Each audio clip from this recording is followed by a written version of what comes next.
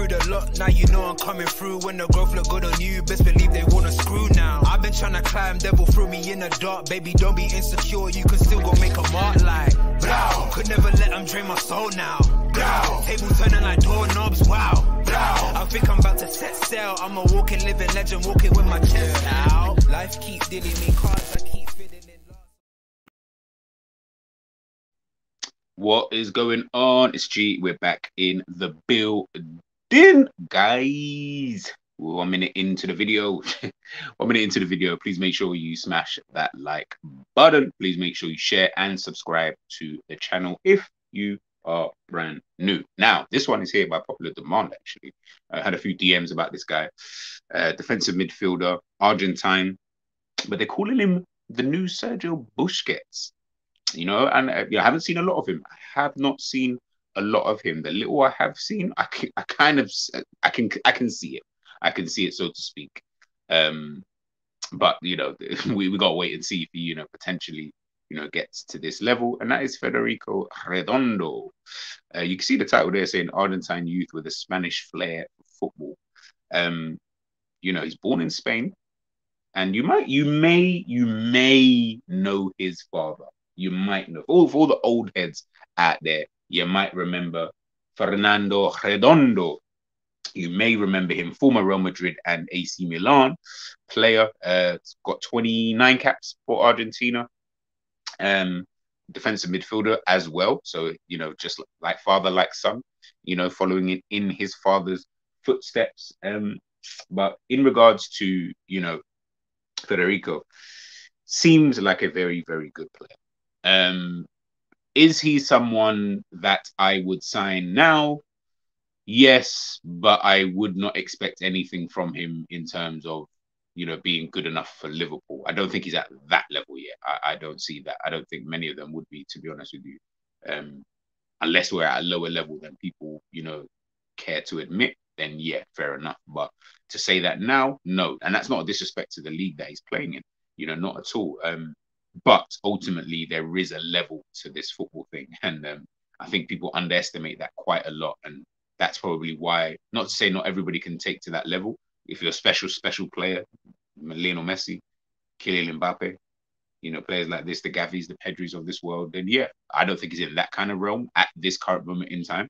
But he is a very, very talented individual. People saying he's like Sergio Busquets. I call Busquets a mop. Now, I don't say that derogatory at all. I don't want to use it in that kind of term. But the reason why I say that is because Busquets mops up everything. Doesn't need to do too much though. Doesn't like you don't see him at times. He can do it, but more often than not, Busquets isn't out here doing the most. In that he's not doing Kantés and Makaleles, Essien type of challenges and getting himself real, nitty gritty. Redondo can do that, though, by the way, just to let you know before we get into it. But I'm not saying that, and Busquets can obviously do that, but that's not their game. Their game isn't that. Their game is being smart. And that's why Busquets is probably regarded as one of, if not the best defensive midfielder, of this generation, or of this era, should I say. Depending on where you want to put Makelele in this kind of era, I think he kind of finished, and then it went into Busquets, because then that's when we had obviously Barcelona dominating and stuff like that. But I would say yes. If we look at it like in that kind of sense, then yeah, I would say Busquets of this era kind of thing, best defensive midfielder I've ever seen. In terms of that is exactly what, if I had a team watching Pep and Barcelona, that is exactly how I'd want my defensive midfielder. I love the Kantés of this world. I love the Makaleles of this world. And do they have a place? Of course they do, because you need players like that. You need the Essiens. You need these kind of guys in your team. I'm not saying you don't, but that's just more preference more than anything. Not to discredit them at all, because they were all world-class individuals. But Busquets, for me, yeah, that's what I call a top quality. I don't need like players like this. I know I'm going on about Busquets quite a lot, but I'm saying all of this because people are trying to say, and I'm not going to go out there and say that. I haven't seen enough of him to really judge him like that. But from what I have seen, I see similarities. But it remains to be seen in terms of the kind of level he's going to necessarily get to.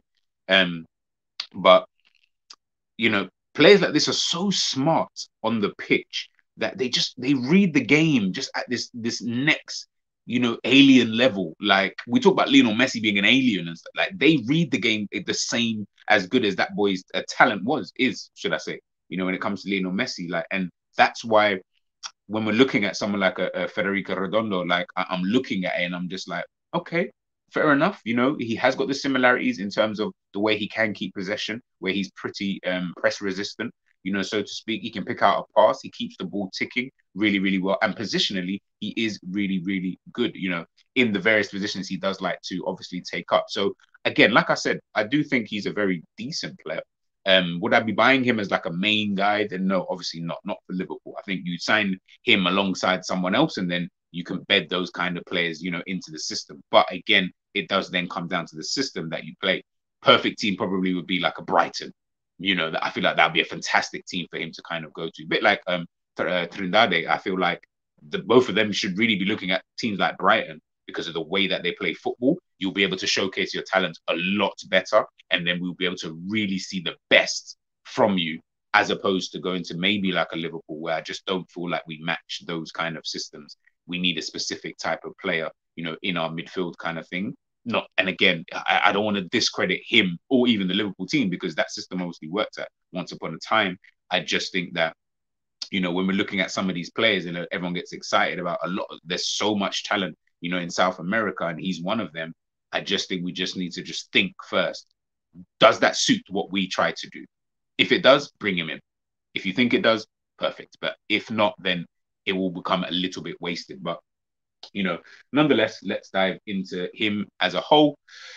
You can see here in the 2023 calendar year, 28 games he's played, 1 goal and 1 assist with 1,279 minutes in the Argentine top league, and 1-8 all overall.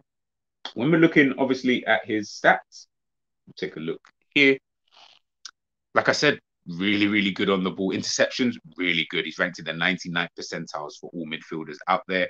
I'm not actually going to say all of the midfielders in Europe. I feel like when they look at the South American leagues, I don't know if they're judging them by the top 5 leagues. So I will have to double check that. But nonetheless, very, very good. So in terms of the fact that these are so high, I'm not going to sit here and say that that's compared to everybody in Europe because I'm not 100% sure and didn't actually check that.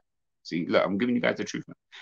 I didn't actually check that. So what I will say is look at the number per 90 more than anything in the ones that are really high, like, like where he's ranked in, so highly, 99th percentile, stuff like that. He could potentially be ranked with other top 5 European leagues, but I don't want to just go out there and say that and then find out, because I didn't do my own due diligence, to then find out that, he wasn't. But nonetheless, when you do look at the interceptions, regardless of anything, 2.59 per game, really, really good. 2.77 tackles per game, really, really good. Touches even in the attacking penalty box, 1.66, which is actually really good for a guy who plays, in that defensive midfield position. Successful take-ons, progressive carries, progressive passes. His pass completion rate, I really like, 85.6%. And he attempts around about 56 towards 57 passes per game. Really, really good numbers, when you're looking at someone, someone like this. And again, defensive stats, mentioned before about the interceptions, tackles, really, really good. Blocks, not really bothered in regards to that too tough because of the position that you're playing in.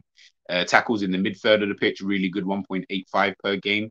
Tackles won in a game in general sense, 1.48, really good. And then tackles won, and then tackles in general, 2.77. Again, we know we're missing a midfielder who can come in there and give us that kind of energy, but also really good at nicking the ball, interception, cutting those passing lanes, cutting the pass out so that it doesn't get to the back line where we're then getting open up like a can of worms.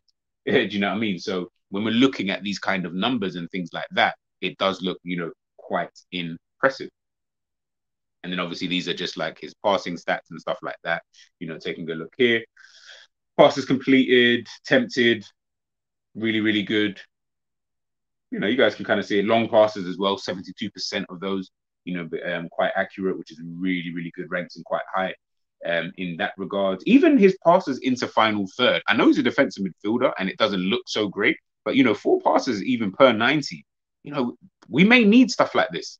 We may need someone like this who's comfortable on the ball, who's comfortable being on the ball. You know, we're going to need these kind of little things. So, you know, all of these kind of statistic wise, number wise, he does look relatively good. And then again, you can see his heat map, as I said, you know, playing in them central areas, but you can see he covers quite a lot of ground within the midfield and has done so, you know, over this last year, to be honest with you. Again, he's only 20 years of age. He comes from a footballing family, to be honest with you. Obviously, his dad being Fernando.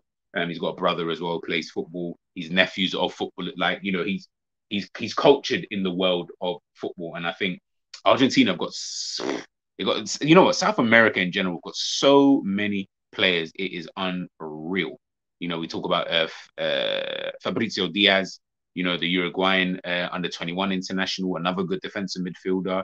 Obviously, you've now got Redondo. Everyone's talking about Trindade. You know, you got a lot of these players, you know, who are very, very good. You know, seem to all play in the same position as well, which I find highly hilarious. That so many people. Maybe it's just because I'm a Liverpool fan and we need a defensive midfielder, so my algorithm is getting me looking at these kind of players. But you know, ultimately, you know, there's a lot out there. You know, South American market definitely needs to be tapped into a lot more by Liverpool Football Club. You know, I think it's definitely a market that we're not utilizing to our, you know, to the best degree. But you know, it all remains to be seen. You know, we'll take a look here. You know, looking at, you know, his ball control and stuff like that. Again, we're talking about a player who loves to operate in that kind of the half space in the middle of the pitch, you know, and he's more defensive, I would even say, than a Sergio Busquets. If I'm being, you know, 100% honest with you. And you know, again, being on the ball control, the technique that he has, you know, these are all plus points, you know, for him. And this is why I feel that someone like a Federico is going to be, you know, touted by quite a few clubs. And this is why I mentioned before with some of these players, maybe another type of team might potentially, you know, suit you a lot better. You know, he's like a deep line orchestrator. He's the one in the midfield where, yes, we can talk about players keeping the ball ticking, but being defensive is kind of their game. They're just good at those other parts as well, like really, really good. Hence the reason why I feel, you know, we should be looking potentially, you know, at someone like that. And as I mentioned before, he is more of a tackler than a, you know, Sergio Busquets anyway. And he seems to be quite calm, quite elegant, you know, in possession. And again, he's able to find these positions where he can just cut out those passing lanes. If he does need to do the dirty work, you can see he can do the dirty work anyway. So it's not going to be a problem. He's very consistent. He's aggressive. He's a hard tackling individual. And he's got such a high work rate, which, you know, in essence is always going to, you know, be a very, very good thing, you know, for most teams, you know, getting himself interceptions and things like that. His interceptions statistically are really, really good. And again, it's just being able to operate in that middle of the pitch. I think that's what's going to be, you know, highly impressive from him, to be honest with you. Can he operate in obviously in a better team, in a better league and against better opposition? Can he do the things that he is doing? You know, can he still operate with that level of calmness that he kind of brings, you know, to the team? And again, he's quite dominant in the air, not just on the floor, but he is dominant in the air as well. He can also be an aerial threat, you know, in the opposition box, you know, kind of thing. And he's able to quite comfortably use his left foot. And you can see here in the shot how he's able to kind of nick the ball off of the opposition. You know, he's difficult to take the ball off as well. He's a very strong runner, but I think it's more his elegance when he is on the ball. Hence the reason why he'll be someone who is quite difficult to knock off the ball in the first place. So, you know, he's statistically he's really, really good. You know, that's definitely one thing, you know, that I will say. And again, he has got those similarities, being calm on the ball, being good in possession, able to retain possession, obviously, press resistant, able to skip away from midfielders if needed be. You know, he's got all of the similarities, long legs and all that kind of long limbs, should I say, like a Sergio Busquets. So I can see the similarities, and he's also got a good pass on him as well. And the positional, you know, the IQ that he does have, you know, to be able to get himself into position. You can see here, even just looking at this shot here, just giving the team options, you know, to be able to pass, you know, to be able to pass. So you can go to the left, centre back or left back. You can go to the right centre back slash right back, or you can go in the middle. But he's confident on that half turn. He's also confident under pressure as well. So again, these are the type of things. If that's the way that you play, hence why I say Brighton. If that's the way that you play, these are the type of players, ultimately that you should be going in for. But let me know what you guys think. Looking at someone like Federico Redondo, is that the type of defensive midfielder that maybe we should potentially be going in? He does look tidy. So, I'm not going to sit here and say that he's not really someone I wouldn't want to see here. It's one of those. It's just one of those. And I always go back to it, things that I keep mentioning in regards to the way that we play. If the way that we play suits these players, get them in, man. Just get them in. Doesn't matter about the age, because if they're good enough, they're old enough. It's that simple. We're after quite a lot of 20-year-olds, 19-year-olds and stuff like that anyway. Why? Because they've been able to showcase what they can actually do. So clearly age isn't necessarily a factor, so to speak. It only comes down to that I would say when they're really, really young, kind of thing, trying to step into, senior football and stuff like that. But if these guys have already got the experience at men's senior level, why not? Why not? It is just a wait and see. But guys, let me know what you think about Redondo in the comment section. Is he a player you would like to see come to Liverpool? If not Liverpool, where else do you think he can go? I think Brighton would be a fantastic team, for someone like him.